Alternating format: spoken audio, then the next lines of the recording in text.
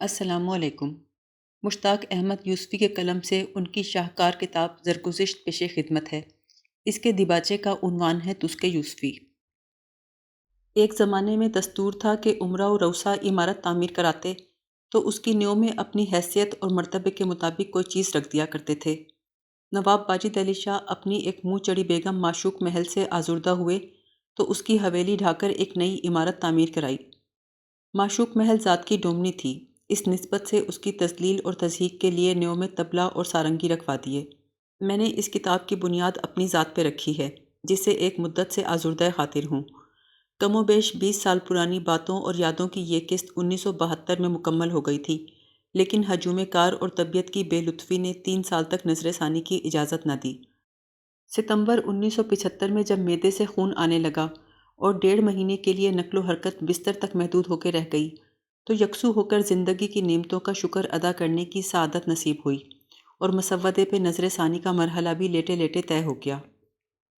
اپنی تحریر میں کانٹ چھانٹ کرنا اور خشوع و زائد نکالنے کا مسئلہ بڑا ٹیڑھا ہوتا ہے۔ یہ عمل ایسے ہے جیسے کوئی سرجن اپنا اپینڈکس آپ نکالنے کی کوشش کرے۔ چند سال ادھر کی بات ہے، راولپنڈی میں کرنل محمد خان سے ملاقات ہوئی۔ خلاف معمول کچھ نڈھال اور تھکے تھکے سے نظر آئے۔ پوچھا نصیب دشمناں طبیعت ناساز ہے؟ فرمایا کتاب پہ نظر ثانی کر رہا ہوں۔ ایک کرم فرما نے دھڑلے شماری کر کے بتایا ہے کہ آپ نے یہ لفظ 37 مرتبہ استعمال کیا ہے۔ صبح سے 25 دھڑلے نکال چکا ہوں۔ بکیا کو کان سے پکڑ کے نکالنے لگا تو رونے مچلنے لگے۔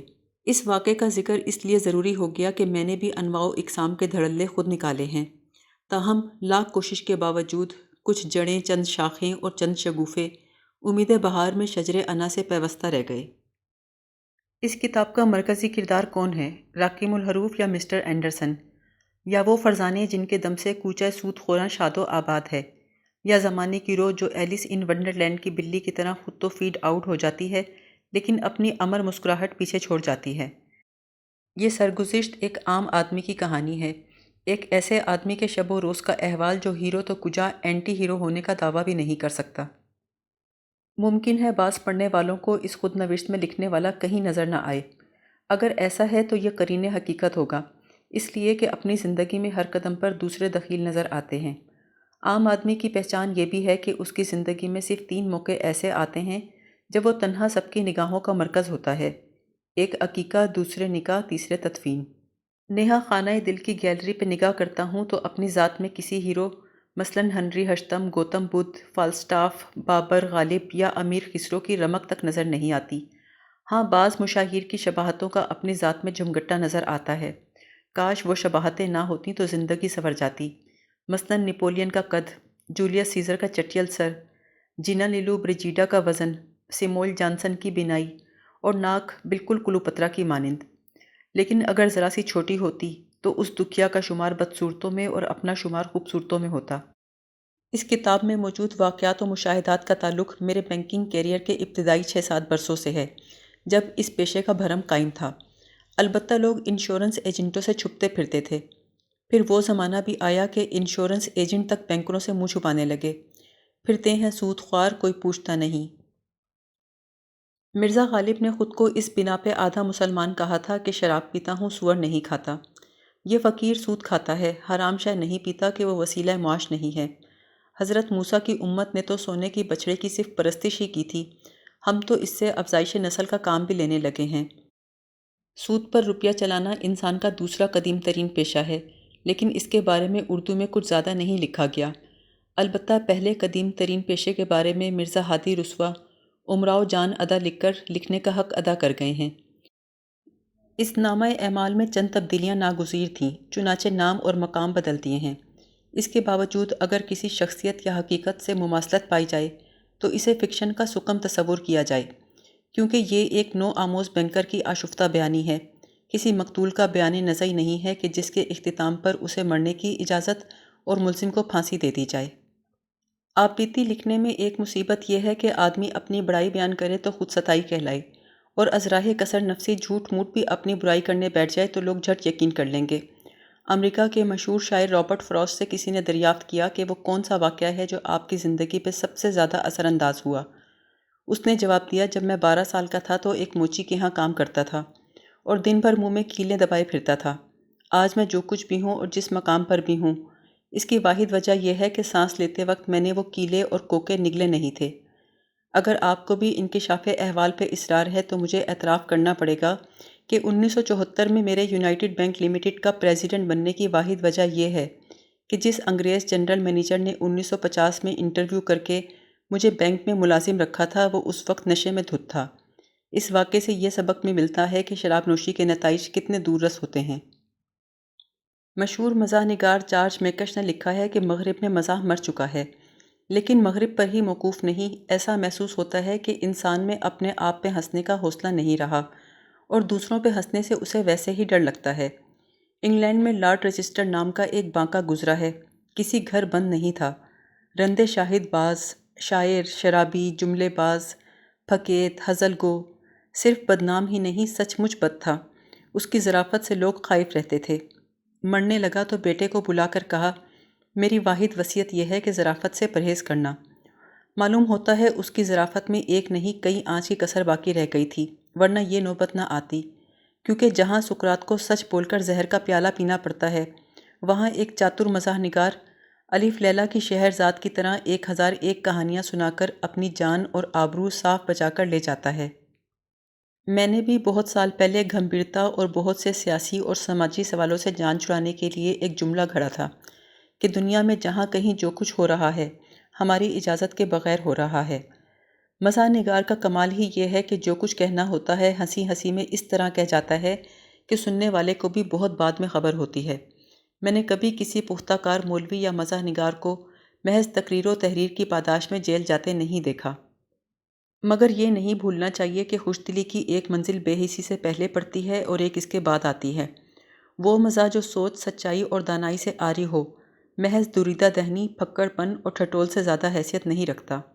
مشہور مزاح نگار ابن انشا کے بارے میں کہیں عرض کر چکا ہوں کہ بچھو کا کاٹا روتا اور سانپ کا کاٹا سوتا ہے، لیکن انشا جی کا کاٹا سوتے میں بھی مسکراتا ہے۔ جس مزاح نگار کی تحریر اس معیار پہ پوری نہ اترے، اسے یونیورسٹی کے نصاب میں داخل کرا دینا چاہیے۔ اپنے وسیلہ اظہار مزاح کے بارے میں کسی خوشگمانی میں مبتلا نہیں۔ کہکہوں سے قلعوں کی دیواریں شک نہیں ہوا کرتیں۔ چٹنی اور اچار لاکھ چٹخارے دار سہی، لیکن ان سے بھوکے کا پیٹ نہیں بھرا جا سکتا، نہ ہی شراب سے مسافر کی پیاس بجھتی ہے۔ ہاں، ریگستان کے شدائد کم ضرور ہو جاتے ہیں۔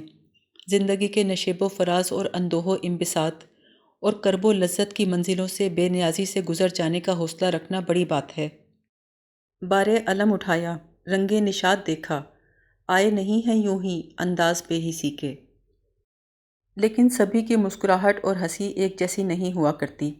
فالسٹاف کہکہے لگاتا ہے تو روم روم مسکرا اٹھتا ہے، کوئی بڑا گرتا ہے تو چھوٹے ٹھٹے لگاتے ہیں، شیرخوار بچے خوش ہوتے ہیں تو کلکاریاں مارتے ہیں، اور قومیں جب اللہ کی زمین پر اترا کر چلنے لگتی ہیں تو زمین اپنے ہی زہر خن سے شک ہو جاتی ہے اور تہذیبیں اس میں سما جاتی ہیں۔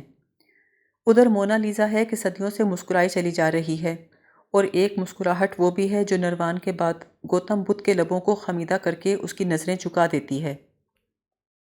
پہلی کتاب چراغ تلے پہ نظر ثانی جناب شاہد احمد دہلوی نے کی اور دوسری کتاب پر شانہ الحق حقی نے۔ تیسری کتاب مکمل ہوئی تو خیال آیا کیوں نہ ذائقہ بدلنے کی خاطر لکھنوی اہل زبان سے اصلاح کے بہانے چھیڑ چھاڑ کی جائے۔ چنانچہ جناب محمد عبد الجمیل صاحب سے رجوع کیا، جن کے جد اعلیٰ مولانا فضل حق خیر آبادی غالب کا دیوان مرتب کرتے وقت 20 اشعار حذف کر کے پروفیسرز اور ریسرچ اسکالرز کے مستقل روزگار کا بندوبست فرما گئے ہیں۔ عبد الجمیل صاحب نے لگے ہاتھوں میری زبان اور جوانی کا جائزہ بھی لے ڈالا، اور دونوں کو بالترتیب داغدار اور بے داغ پا کر مایوسی کا اظہار کیا۔ فرمایا اگر ترتیب الٹی ہوتی تو کیا بات تھی۔ مسودہ پڑھ کے فرمانے لگے ایسا لگتا ہے آپ نے کچھ قوائف صیغہ راز میں رکھے ہیں۔ میں نے پوچھا مثلاً یہ کہ کب اور کہاں پیدا ہوئے؟ جواب دیا 1 محرم ٹونک راجستھان میں، جہاں کے خربوزے اور چکو باز مشہور ہیں۔ خاندان، تاریخ اور جائے ولادت کے انتخاب میں میرا ووٹ نہیں لیا گیا تھا، پکڑے جاتے ہیں بزرگوں کے کیے پہ ناحق۔ انہوں نے پوچھا آبائی مسکن؟ جواب دیا جے پور۔ تعلیم جے پور، آگرہ اور علی گڑھ میں ہوئی اور عمر عزیز کا بیشتر حصہ کراچی میں گزرا۔ شہروں کے انتخاب نے رسوا کیا مجھے۔ پوچھا زندگی میں وہ پہلی کون سی ایکٹریس تھی جس پر آپ بھی جی جان سے فریفتہ ہوئے؟ میں نے کہا آپ اس بہانے میرا سن پیدائش معلوم کرنا چاہتے ہیں؟ فرمایا کچھ تو کھلیے، پسندیدہ رنگ، پسندیدہ خوشبو؟ میں نے کہا سبھی رنگ پسند ہیں، 100 روپے کے نوٹوں کے رنگ بدلتے رہتے ہیں۔ جہاں تک خوشبو کی بات ہے، تیز مہکار نہیں بھاتی، رات کی رانی دونوں قسم کی، دور کسی اور کے آنگن سے ہی مہک دیتی اچھی لگتی ہے۔ کہنے لگے اگر اپنا تازہ ترین فوٹو شامل کتاب کرنے میں تامل تھا تو کم سے کم حلیہ ہی بیان کر دیتے۔ میں نے جواب دیا آئینہ دیکھتا ہوں تو قادر مطلق کی ثنائی پر جو ایمان ہے کبھی کبھی متزلزل ہو جاتا ہے۔ بولے خاندان اور بچپن کے حالات پر بھی آپ نے روشنی نہیں ڈالی، حد تو یہ ہے بینک کا نام تک نہیں بتایا۔ میں نے کہا بینک کا نام تو UBL ہے، اور جہاں تک بات خاندان اور بچپن کے حالات کی ہے میں آپ کو ایک چشمدید واقعہ سناتا ہوں۔ اس صدی کی تیسری دہائی میں ایک خاتون نے جو اردو میں معمولی شدبد رکھتی تھیں، اس زمانے کا مقبول عام ناول شوکت آرا بیگم پڑھا۔ اس کی ہیروئن کا نام شوکت آرا اور معاون کردار کا نام فردوس تھا۔ ان کے گھر بیٹیاں ہوئیں تو دونوں کے یہی نام رکھے گئے۔ ناول کے ایک کردار کا نام ادریس اور دوسرے خدائی خوار کا نام اچھن تھا۔ یہ دونوں نام انہوں نے اپنے چھوٹے بیٹے کو بطور نام اور عرف بخش دیے۔ بچے کل 4 دستیاب تھے، جبکہ ناول میں ہیرو کو چھوڑ کر ابھی ایک اور اہم کردار پیارے میاں نامی ولن باقی رہ گیا تھا۔ چنانچہ ان دونوں ناموں اور دوہرے رول کا بوجھ بڑے بیٹے کو اٹھانا پڑا، جس کا نام ہیرو کے نام پر مشتاق احمد رکھا گیا تھا۔ یہ سادہ لو خاتون میری والدہ تھیں۔ ان کی خواہش تھی کہ میں ڈاکٹر بنوں اور عرب جا کر بدوؤں کا مفت علاج کروں، اس لیے کہ ناول کے ہیرو نے یہی کیا تھا۔ مولا کا بڑا کرم ہے کہ ڈاکٹر نہ بن سکا، ورنہ اتنی خراب صحت رکھنے والے ڈاکٹر کے پاس کون پھٹکتا؟ ساری عمر کان میں اسٹیتھوسکوپ لگائے اپنے ہی دل کی دھڑکنیں سنتے گزرتی۔ بس یہی ہے کل کچا چھٹا، کہیے ٹھنڈک پڑی؟ جس توجہ سے جمیل صاحب نے مسودہ ملاحظہ فرمایا وہ ان کے التفات خاص اور زباندانی کا ہنستا مسکراتا ثبوت ہے۔ مثلاً پہلے باب میں نے لکھا ہے کہ سردی سے بچے بتیسی بجاتے ہیں۔ بتیسی کو قلم زد کرتے ہوئے فرمایا یہ آپ نے کیا لکھ دیا؟ ڈرتے ڈرتے پوچھا کیا لکھنؤ میں کچھ اور بجاتے ہیں؟ ارشاد ہوا بچوں کے تو 28 دانت ہوتے ہیں۔ میں نے گزارش کی اگر یہ لکھ دوں کہ بچے اپنی 28 بجاتے ہیں تو لوگ نہ جانے کیا سمجھیں گے؟ بولے یہاں علم دریاؤں میں آپ نے لفظ حرام زدگی لکھا ہے، حرم زدگی ہونا چاہیے۔ دونوں میں زمین آسمان کا فرق ہے، ایک پیدائشی صفت ہے، دوسری اپنے زور بازو سے پیدا ہوتی ہے۔ پھر استفسار فرمایا رکن سے آپ کی مراد کیا ہے؟ میں نے تو یہ کری لفظ آج تک نہیں سنا۔ میں نے عرض کیا وہ چیز جو سودا خریدنے کے بعد دکاندار اوپر سے مفت دیتے۔ فرمایا اسے تو لکھنؤ میں گھاتا کہتے ہیں۔ میں نے جواب دیا میں نے تو یہ کری لفظ آج تک نہیں سنا۔ حکم دیا گھر جا کر اپنی اہل زبان اہلیہ سے پوچھ لیجئے، وہ جو بھی فیصلہ کریں گی مجھے منظور ہوگا۔ میں حلف اٹھا کر کہہ سکتا ہوں کہ جمیل صاحب نے میری بیگم کو ثالث محض اس بنا پہ بنایا کہ انہیں 100% یقین تھا کہ وہ فیصلہ بہر صورت میرے خلاف ہی کریں گی، ورنہ وہ اپنی بیگم کو بھی ثالث بنا سکتے تھے۔ خیر میں نے شام کو بیگم سے پوچھا کہ تم نے لفظ رکن سنا ہے؟ بولی ہاں 1000 بار۔ جی خوش ہو گیا۔ پوچھا تم نے یہ لفظ کہاں سنا؟ بولی تمہیں کو بولتے سنا ہے۔ بیرون خانہ ریسرچ سے معلوم ہوا کہ یہ لفظ دلی میں بکثرت بولا جاتا ہے۔ جمیل صاحب کو اس تحقیق سے آگاہ کیا اور ثبوت کے طور پر جناب تابش دہلوی اور حضرت ذوالفقار علی بخاری کا مکالمہ جو ان دنوں کہیں چھپا تھا دہرا دیا۔ ہم دونوں اپنے اپنے لسانی مورچوں میں ڈٹے بلکہ دھنسے ہوئے تھے۔ بالآخر سمجھوتا اس پر ہوا کہ آئندہ ٹکسالی پنجابی لفظ جھونگا استعمال ہوگا، جو عظیم مزاح نگار اور یار طرح کرنل محمد خان کی عطا ہے۔ کتاب کا انتصاب بھی جمیل صاحب کی نگاہ مردم شناس سے بچ نہ سکا۔ فرمایا سچ سچ بتائیے مرزا عبدالودود بیگ کون ہے؟ اور یہ آپ کی سوانح نو عمری ہے۔ ہرچند آپ کو یہ فخر حاصل ہے کہ آپ نے عزت سادات بغیر عاشقی کیے کھوئی، لیکن اب بھی کچھ نہیں گیا بقول شاعر یوسفی گر نہیں ممکن تو زلیخائی کر۔ نئی نسل کے پڑھنے والے اپنے بزرگوں کی نالائکی اور بے راہ روی کے قصے پڑھ کر فخر سے پھولے نہیں سماتے۔ اگر آپ بھی پھڑکتے ہوئے انتصاب کے پردے میں کسی معشوق کو بٹھا دیتے تو نقادوں کے ہاتھوں کتاب کی چھتاڑ ہونے سے پہلے ہی کتاب تکیوں کے نیچے پہنچ جاتی اور 10 دن کے اندر اندر دوسرا ایڈیشن نکالنا پڑتا۔ مثلاً آپ یہ بھی لکھ سکتے تھے کہ دیش کے نام جس نے بشری کمزوری کے ایک لمحے کو ہمیشگی بخش دی۔ میں نے عرض کیا جناب اول تو نقطوں کے نام صرف جیومیٹری کی کتاب مانون کی جا سکتی ہے، دوسری بات یہ کہ ایک لمحہ تو انسانی کمزوری کے لیے بہت ہی کم ہے۔ اگر 1 گھنٹہ نہیں تو کم از کم 1 منٹ تو کر دیجیے۔ کتابت کا مرحلہ آیا تو لاہور کے ایک صاحب طرز نفاست پسند درویش منش خطاط سے رجوع کیا۔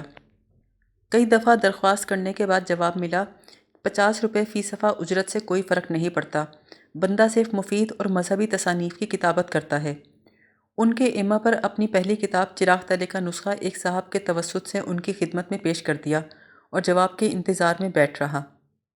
2 دن بعد اسے جہاں تہاں سے سونگ کر انہی صاحب کی زبانی کہلا بھیجا، روزانہ تہجد کے بعد کلام پاک کی خطاطی کرتا ہوں اور نہیں چاہتا کہ سارا ثواب یوسفی صاحب کی اس کتاب کی بھینٹ چڑھ جائے۔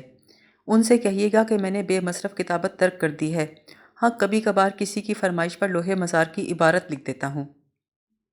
ان صاحب سے جو ایلچی کے فرائض انجام دے رہے تھے میں نے کہا، لے دے کے اپنی ہی لوح مزار رہ گئی ہے، پر وہ تاریخ وفات کے بغیر ادھوری ادھوری معلوم ہوگی، لیکن ذرا ان سے اتنا تو پوچھے گا کہ جب قدغن کا یہ عالم ہے تو انہوں نے دیوان غالب کی کتابت کیا سمجھ کے کی؟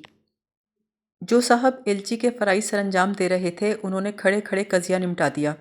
فرمایا، یوسفی صاحب شاعری کی بات اور ہے، شعر میں جس بات پر ہزاروں آدمی مشاعروں میں اچھل اچھل کے داد دیتے ہیں، وہی بات اگر نثر میں کہہ دی جائے تو پولیس تو بات کی بات ہے، پہلے گھر والے ہی سر پھاڑ ڈالیں۔ پاپ کی جو گٹری اس بزرگ کو گراں تھی اسے عزیزی محمد شفق نے بسط شوق اٹھا لیا اور 2 سطر یومیہ کی رفتار سے کتابت شروع ہو گئی۔ کوئی 15 صفحے مکمل ہو پائے ہوں گے کہ میرا لاہور جانا ہوا۔ میں نے کہا، اگر آپ اسی رفتار سے کتابت کرتے رہے تو یہ کتاب تو 5-6 سال میں ختم ہو جائے گی، اس کے بعد آپ کیا کریں گے؟ بولے، ادیم الفرقت آدمی ہوں، شادی کو فقط 1 ماہ ہوا ہے۔ میں نے کہا، اس کے علاوہ خط میں جا بجا ناہمواری اور کجی پائی جاتی ہے۔ بولے، لکھتے میں ہنسی آ جاتی ہے تو قلم میں لرزش پیدا ہو جاتی ہے۔ کتاب کے جو حصے غیر دلچسپ ہیں وہ نہایت عمدہ لکھے ہیں، چاہے کسی کو دکھا لیجیے۔ میں نے کہا، برخوردار، اگر ایسا ہی ہے تو پہلے پڑھ کے ہنس لیا کرو، پھر یکسوئی سے ہاتھ جما کے کتابت کیا کرو۔ قارئین سے التماس ہے کہ جہاں لکھائی میں لرزش نظر آئے اس عاجز کا کمال فن سمجھ کے انہیں معاف فرمائیں۔ پاکستان کے جانے پہچانے کارٹونسٹ برادرم عزیز بھی عرصہ دراز سے مزاح اور معدے کے انہی امراض میں مبتلا ہیں اور میرے دوا شریک بھائی بنے ہوئے ہیں۔ ممنون ہوں کہ انہوں نے فینی ڈارلنگ کو بغور پڑھ کر 2 کارٹونوں سے مزین کیا۔ ملاقات ہوئی تو دیر تک اپنا پیٹ بلکہ اچکن پکڑ کے اس میں ہارمونیم کی دھوکنی کی طرح ہوا بھرتے اور نکالتے ہوئے ہنسی سے لوٹ پوٹ ہو گئے۔ انہیں یوں مائل با ستائش دیکھا تو میں بھی جھوٹی کسر نفسی کو بالائے طاق رکھ کر خوب ہنسا۔ چلیے، آپ نے پسند کیا، محنت ٹھکانے لگی۔ انہوں نے ہنستے ہوئے فرمایا، بھائی جان بڑا مزہ آیا، کارٹون غضب کے بنے ہیں۔ اب کی بار دونوں نے منہ موڑ کر اپنے اپنے کمال فن پر اپنی اپنی دھونکنی دھوکی۔